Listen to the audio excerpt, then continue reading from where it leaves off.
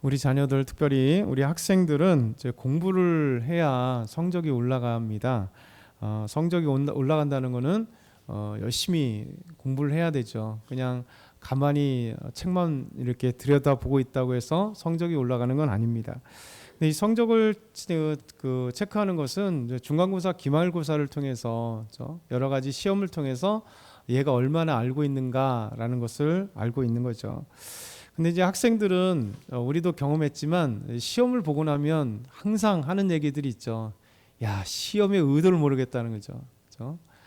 다 맞은 아이들은 뭐 쉽지만 대부분의 몇 개는 틀렸기 때문에 이 시험 문제를 완벽하게 알지 못하는 거예요. 이 시험의 의도가 뭐냐.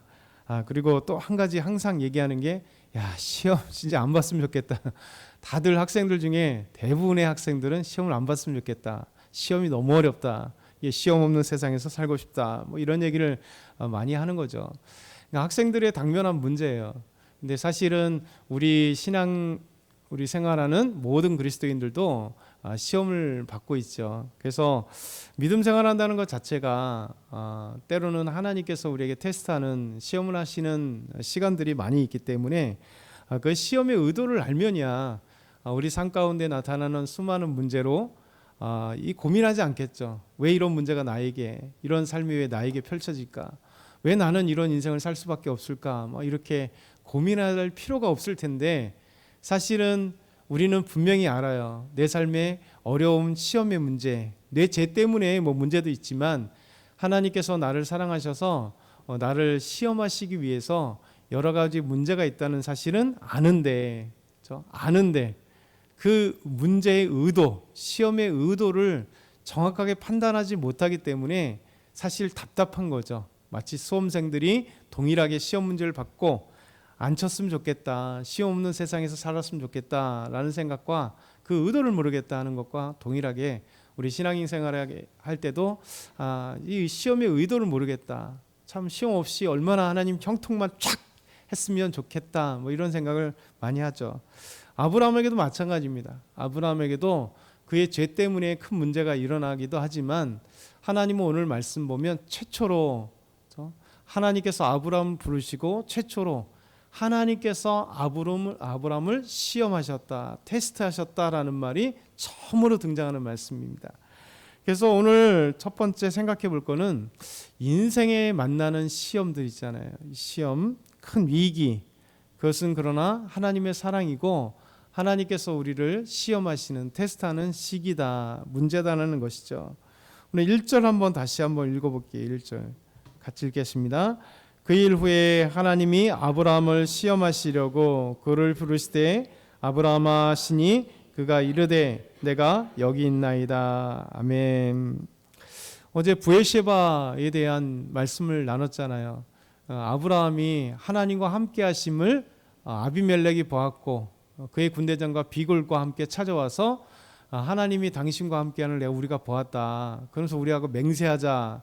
그리고 그 맹세의 그 증표로 아브라함은 암양 7을 따로 해서 이 아비멜렉에 주면서 이 우물을 판 증거를 삼는다. 그래서 브에시바라고 했어요. 맹세의 우물이 될 수도 있고 일곱의 우물이 될 수도 있다 얘기했습니다. 우리가 생각하면 진짜 대단한 거잖아요. 우리 역전시키시는 하나님, 상황을 완전 역전시키잖아요. 갑을 관계를 완전히 역전시켜서 이제 아브라함이 의리였는데, 지금까지는 의리였는데 갑자기 하나님을 고백하는 순간 아브라함은 이제 의리에서 벗어나서 갑이 돼 버렸잖아요.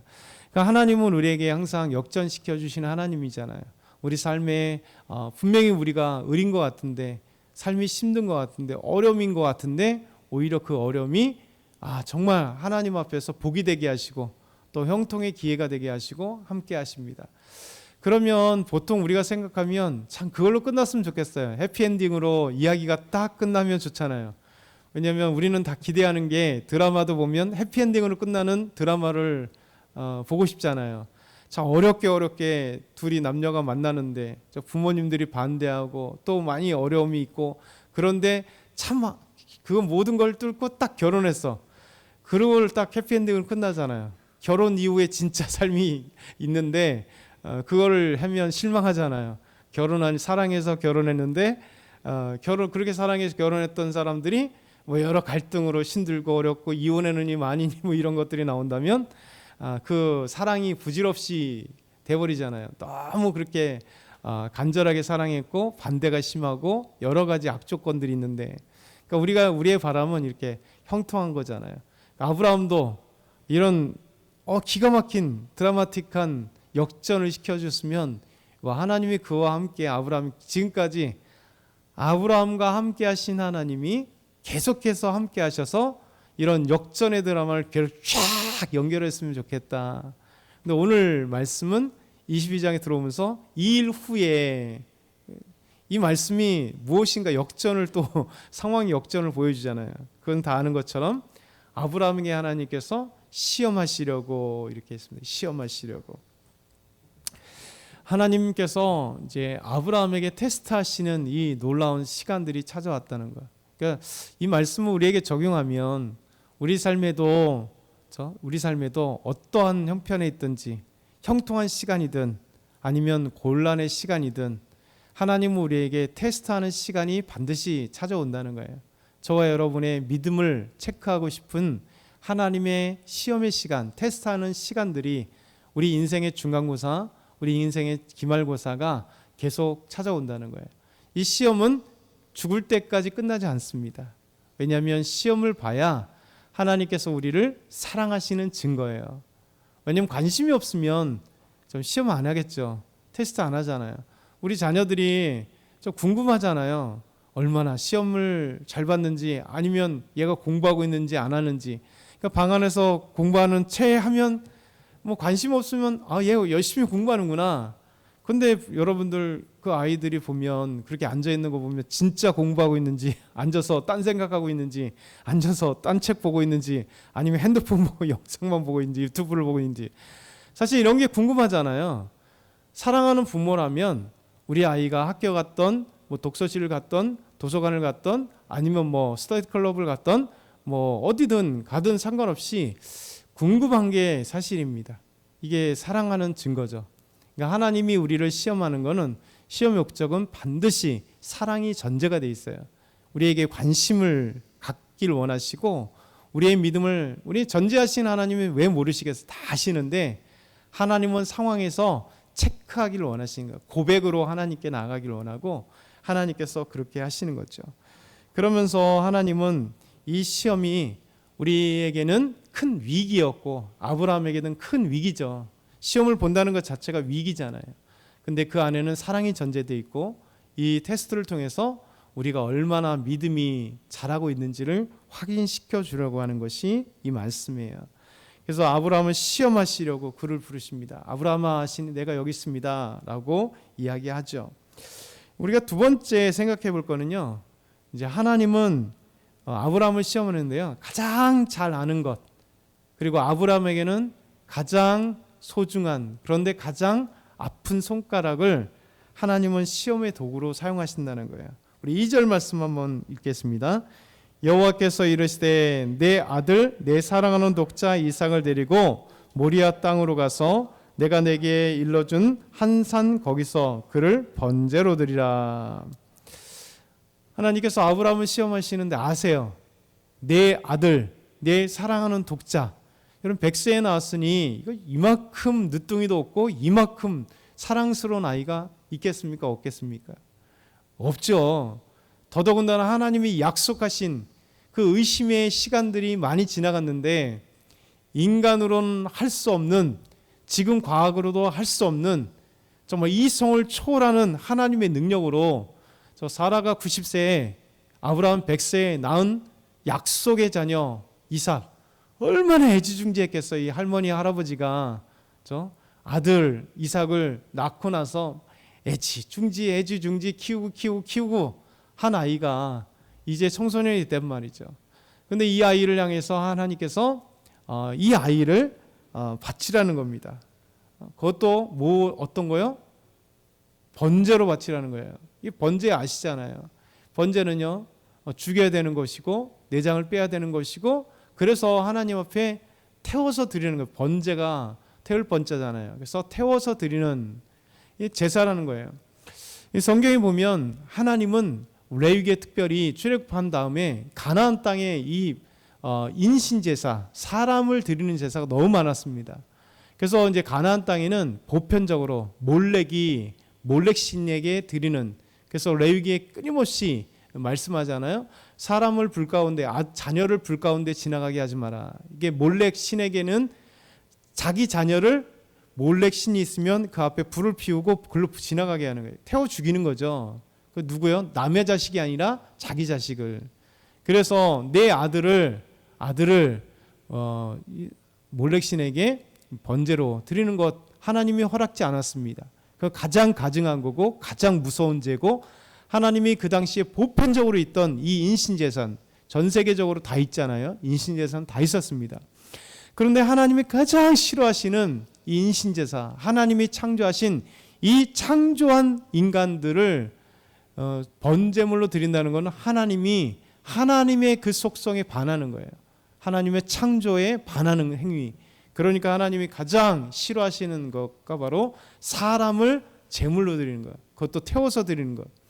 근데 놀랍게도 성경 전체를 통해서 딱 한 번, 하나님이 그렇게 싫어하시는 번제로 하나님은 사람을 드리라고 하는 게 아브라함에게 시험하는 도구예요. 무섭잖아요.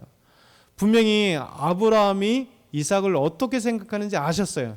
내 사랑하는 독자 아들 이삭을 사랑하는 조건을 아셨어요. 너무나 아픈 손가락이에요. 애지중지하는 아들. 그런데 하나님이 싫어하시는 그것을 하나님이 자신이 자신의 법을 어기면서까지 사람을 인신제사로 드려라. 나에게. 또 번제로 드려라. 태워서 각떠서 드려라. 이게 무서운 시험이잖아요.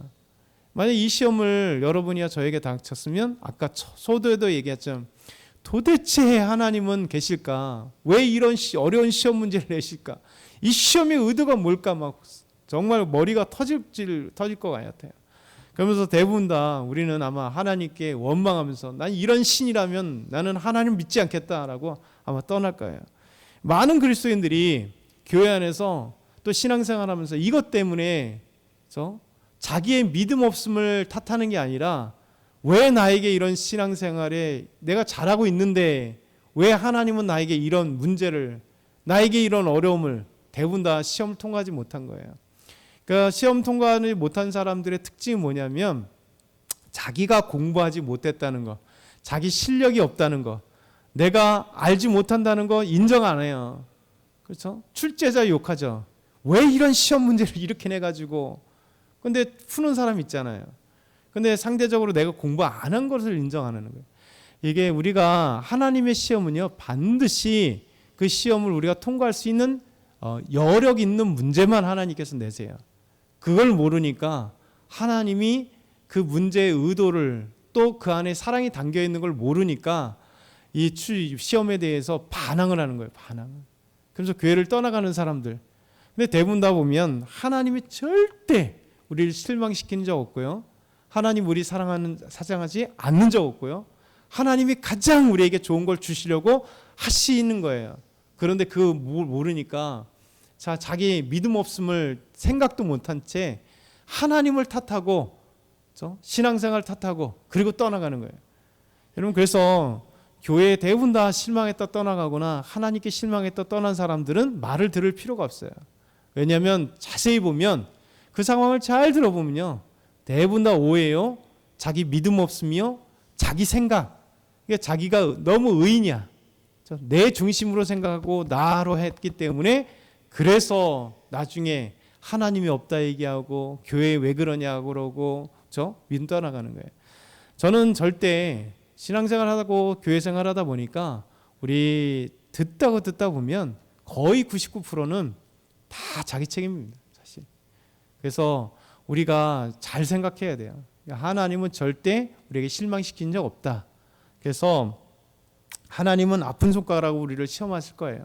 우리 자녀를 통해서 시험하실 것이고, 왜냐하면 이것 없이는 안 될 것 같은 것으로 시험하세요. 물질에 대해서 우리 시험할 때는 정말 힘들어요. 왜?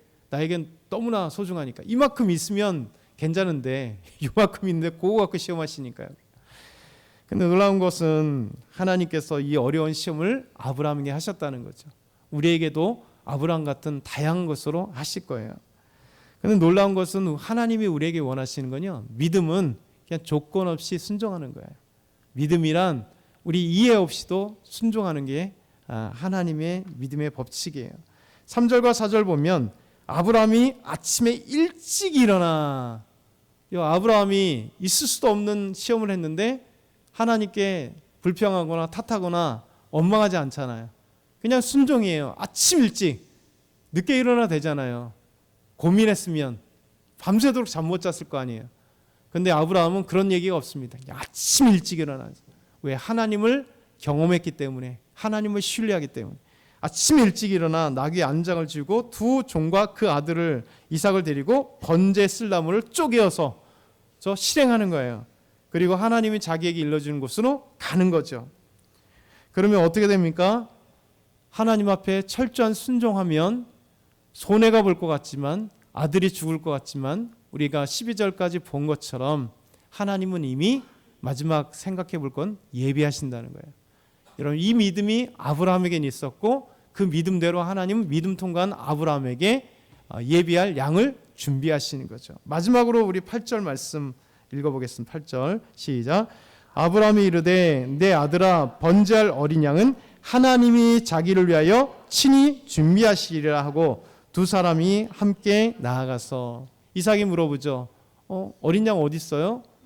아브라함은 알아요. 너야. 네가 죽어야 돼. 네가 번제물이야. 그렇지만 아브라함의 마음 가운데, 그 믿음 가운데 뭐가 있어요? 하나님이 친히 준비하시라. 그리고 두 종들에게 너희들은 여기 있으라. 내가 예배하고 우리가 올 것이다 얘기해요. 우리가. 이게 아브라함 믿음이에요. 그래서 우리에게 오늘도 아브라함 이 말씀을 보면 우리 참 어려워요. 좀 있을 수 없는 얘기를 하나님은 하시는 거거든요. 시험하시는 거예요. 근데 반드시 그 결말을 우리가 알기 때문에 말씀을 들으면서, 말씀을 읽으면서도 우리가 하나님께 소망을 둘 이유가 여기 있는 거예요. 우리에게 분명히, 여러분에게도 분명히 시험이 있을 거예요. 수많은 이해할 수 없는 시험이 있을 거예요. 근데 하나님은 우리에게 결코 손해나는 시험을 두지 않는다. 하나님 반드시 그 시험을 통해서 우리의 믿음 확인하시고 우리의 믿음 보시면서 반드시 예비하신다. 어떤 것이든 예비하신다. 좋은 것을 예비하시는 거 기억하면서 오늘도 승리하기 소망합니다.